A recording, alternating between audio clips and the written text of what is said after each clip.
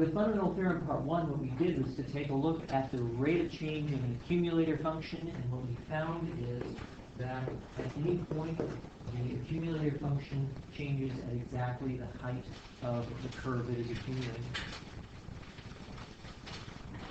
What we want to do now is to turn that around and discover that in fact we can evaluate these definite integrals with antiderivatives. And we're going to express it like this.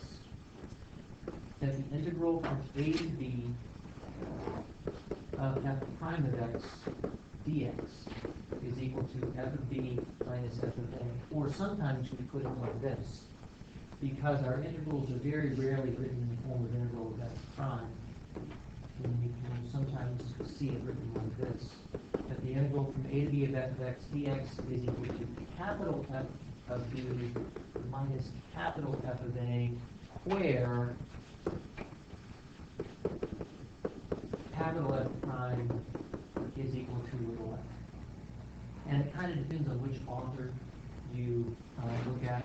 This is actually the more common way of seeing it done, but I think this is a little bit more indirect. They're saying the same thing, just substitute. You can see they're saying the same thing. But for whatever reason, this is a more common way of writing it. And the proof relies on fundamental theorem part 1.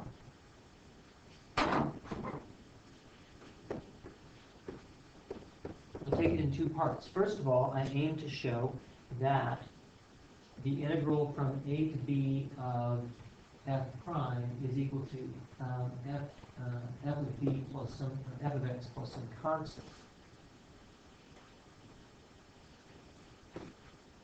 So let's consider a function g of x, which is the accumulator of f prime.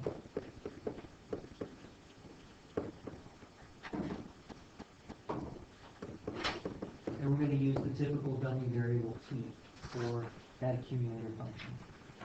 And now I want to ask a really simple question. What is g prime? And it turns out that g prime is very easy using the fundamental theorem part 1. G prime is equal to f prime. Ta-da. But we know something about two functions that have the same derivative. What do we know?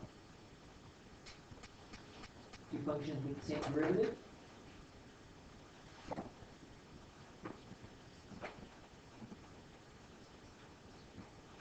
Yeah, but simpler. If I've got two functions with the same derivative, they are the same. With any constant. Right. So from this immediately follows that g, my accumulator function, is actually nothing more than f of x plus c.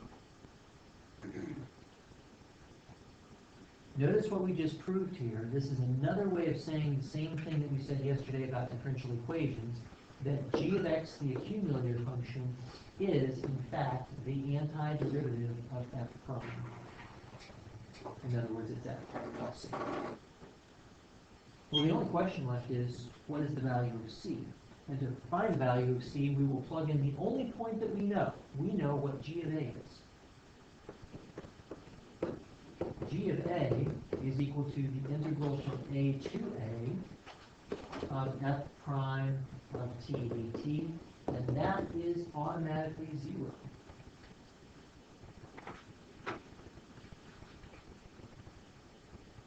And therefore we can say that g of a is equal to f of a plus c. 0 equals f of a plus c. So the constant c has to be equal to, but opposite to, f of a. Let's take all this, wrap it up by substituting, and see what we have found so far. What we have found is that the integral from a to x of f prime is equal to f of x minus f of a.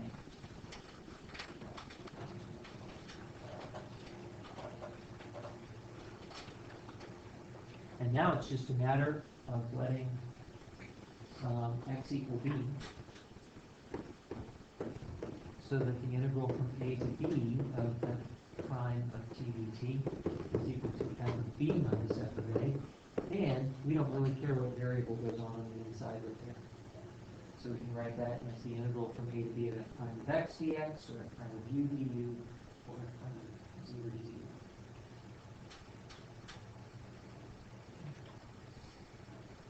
And that's really it. But how profound is this? Up until this moment, we've been doing Riemann sums the hard way. And now we have a tool that will allow us to find Riemann sums of all manner of functions, so long as we can find an antiderivative for that function. That's really, really, really powerful. No wonder this is called the fundamental theorem of calculus, because it ties two big ideas together: the derivative and the Riemann sum. Now, how is this used practically? Well, it's used like this.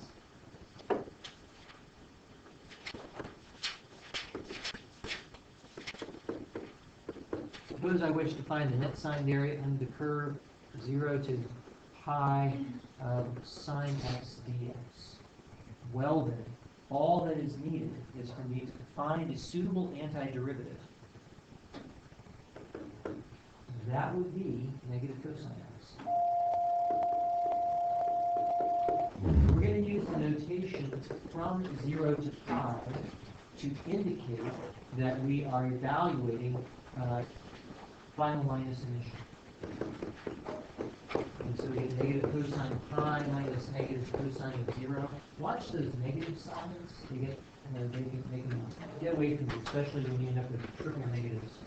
And that gives me the opposite of negative 1 plus 1, or exactly 2. That's the area. So the C is getting rid of it. The C is eliminated. That's right. If I had any plus C right here, that would be subtracted off and cancels. So we might as well choose C equals 0, because the value of C is 0. See you later.